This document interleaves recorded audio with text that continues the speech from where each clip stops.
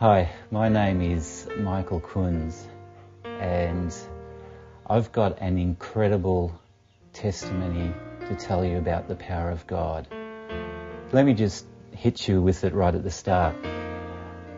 Do you think, and I'm talking to you men, do you think that you could be in a totally fulfilled, happy marriage without sexual intimacy? I used to think that was an impossibility. But praise God, it's not. But before I tell you the story, let me give you a little bit of my background, because really I've had a fantastic life. I had two parents who were very loving. My dad, he was just a good type of guy, German background. He wasn't really a Christian. His theme or his thesis was, if there is a God, I need to see him. And that's what happened when I was 7 years old. My dad had a vision which convicted him that God was there, and his whole life just changed. His focus was on God.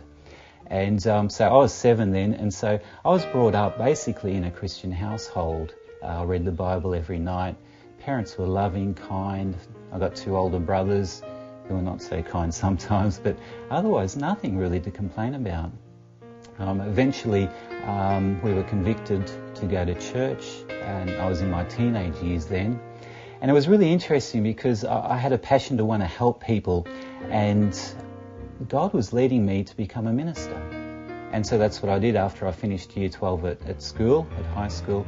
I went to Avondale College and I started studying to be a minister.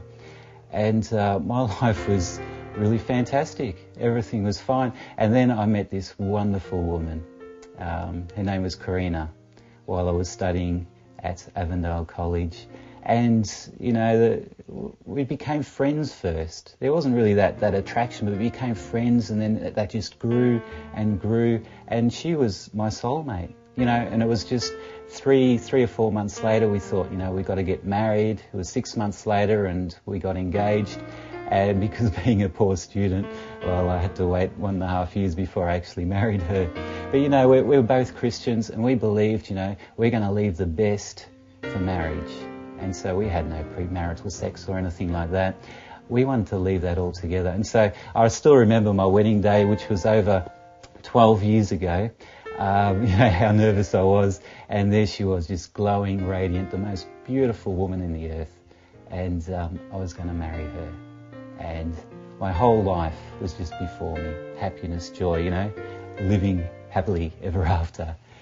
But, you know, we got married, and then I discovered that my wife, for some reason, couldn't be intimate with me. Not a physical thing, it was an emotional thing. There was this emotional she closed herself up, and she couldn't explain it.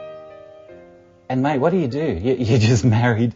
You love this woman. You want to show your love to this woman, and you absolutely adore them. They're your best friend, and yet you're unable to do that. I was shattered, you know, but it was really hard. I was a Christian. I was preparing to be a minister. You know, divorce isn't an option, and it wasn't anyway for me.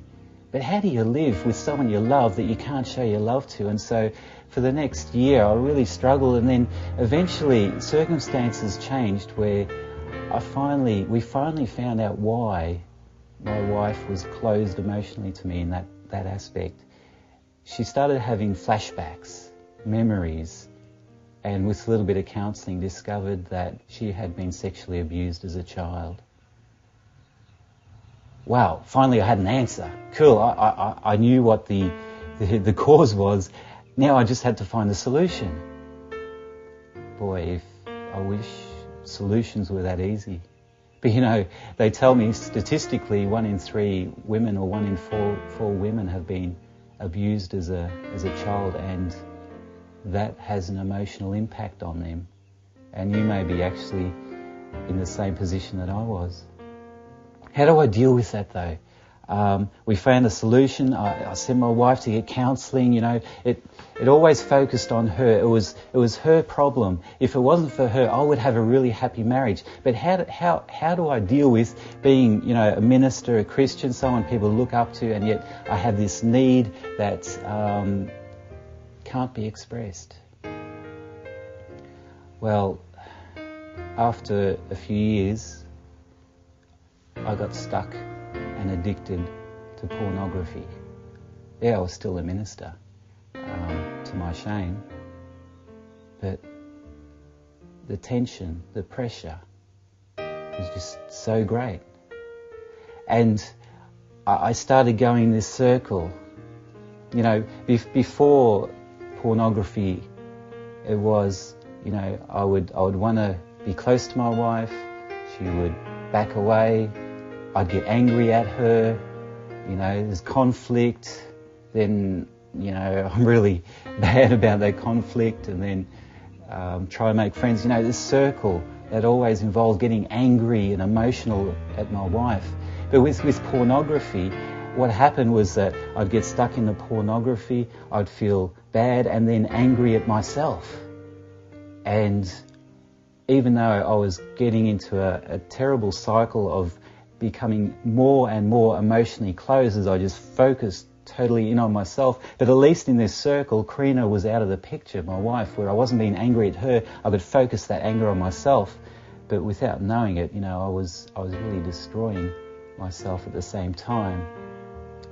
And emotionally withdrawing from my wife, she had in that time 2 breakdowns. And eventually the pressure was just so big, I just had to take leave from ministry. It was just too much for me, because with my wife's emotional breakdowns, I had to look after the household. I had to be emotionally there for her. We were in a place where she had no family around. She had no one else. And she didn't want to tell anyone else about the problem, so it was a huge burden. And I was living in guilt, being a minister, addicted to pornography, on the verge of, you know, having a breakdown myself from being burnt out. How? How does God save someone from there? And that's my incredible testimony, because I took leave from ministry, took a break. You know, I gave my wife even a few ultimatums saying, look, you just have to get your life together or I'm going to leave you. That's how desperate I was getting. But then the turnaround happened about 3 or 4 years ago. I was at my parents' property, you know, in the bush, in the farm, and I was sitting on a stump and I was talking to God. And God was, well, not audibly speaking to me, but he was putting pressure on me. He said, Michael, now for the last year or so, you've been wavering between staying with your wife, Karina, or leaving her. And God said to me, that's not fair. You know, I don't want you to be hot or cold. Be either hot or cold. Make a decision. Either leave her or give her to me. You know, I never thought of that alternative. God was saying, look, you've tried to change her and everything. It's not your problem. When I realised that, I said, God, she's all yours. You can have her. I've spent the last 8 or 9 years trying to change her, taking her to counselling, trying to figure it all out, doing research. Nothing's worked. She's all yours. God, if you can do something, you have to change her. And from that time on, a burden just rolled off my back. But that was the start. You know, the thing that I didn't realise was that God wasn't going to change my wife. God needed to change me first. God started showing me how incredibly selfish I was, and that Christianity was just really an intellectual thing that I believed, but it wasn't practical. And so God started teaching me practical Christianity, like simple things like helping doing the dishes without even being asked, going and taking the washing out, having a Christianity that transformed my life. But how was God going to deal with pornography? I was sucked in, I was tied down, I was locked up. How could I break from that? I wish it just happened overnight, but God slowly showed me that need for pornography, that came from a pain within my heart. See, that pornography, looking at pictures and so forth, medicated the pain in my heart. And God says, you don't use that. The only one who can help you with that pain in your heart is Jesus. So God says, you need to start discovering Jesus again, how wonderful he is and how he can actually heal your life. And so whenever, I was stressed or whatever, instead of going towards pornography to get that fix, God slowly directed me to Jesus.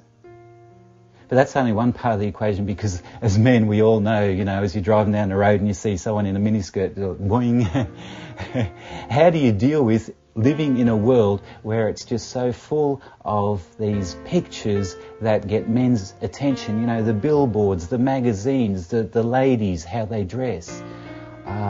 Firstly, God said to me, you have to deal with your own house. This is the area which I have control over. And so what I did, I went through all my DVDs, threw them out. Or got some money for them, some of them. And they weren't bad, dirty DVDs and so forth, but anything with any hint of something that would distract me, I had to get rid of. I stopped watching late night TV. In fact, I've got to the stage where I watch hardly any TV at all, because I can't afford to be distracted. But then, going outside, I can't just live all my life inside. God taught me how to bounce my eyes. Whenever I see something, God reminds me, bounce your eyes away, don't look. And the key to it all was understanding that whenever a thought comes in, because it always starts with a thought, all I have to say is, help me, Jesus.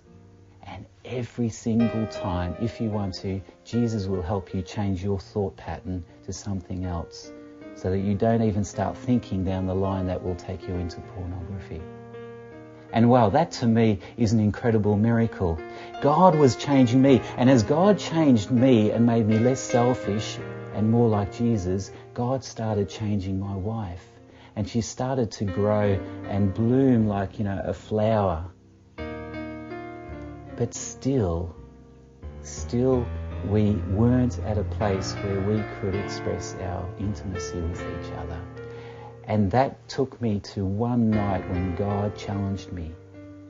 And this was the toughest question God ever asked me. God said to me, Michael, you've been growing, your wife has been growing, but will you stay married with your wife for all the rest of your life, even if she's never able to express that intimacy? I always went in my life thinking, yes, God will provide the answer. God will do it. God has to do it. And one day it's going to happen. But God now challenged me and says, how much do you really love your wife? Are you willing to sacrifice that aspect of your life to stay together? Praise God that He gave me the power to say yes. And when my wife understood that I was committed to her, to stay with her no matter what happened, even if she stayed the same the rest of her life, God was able to heal her even more. Right at this moment, we've been married over 12 years, and still I'm not able to express that intimacy with my wife. But the incredible thing is, she's my best friend. I am happily married. I've never been happier in all my life. God has given me a ministry now where I'm able to give away DVDs which share God's love with other people. He's given me a passion. My life, I couldn't ask for anything better, even with that one aspect missing. You're probably listening to this and thinking, yeah, well, that's you, Mike. What about me? Because a lot of you out there, I know, will be struggling with the same issues. Listen, I don't have the answers, but I know God does. All you have to do is stay connected with God and give your wife, your partner, to God and say, you need to look after them. But please show me, Lord, how I can be a complete person to support my partner with whatever emotional struggles or baggage she's going through or he's going through. Help me to be that complete person, and I can guarantee you that no matter what your circumstances are, if you give yourself totally to God, God will make you complete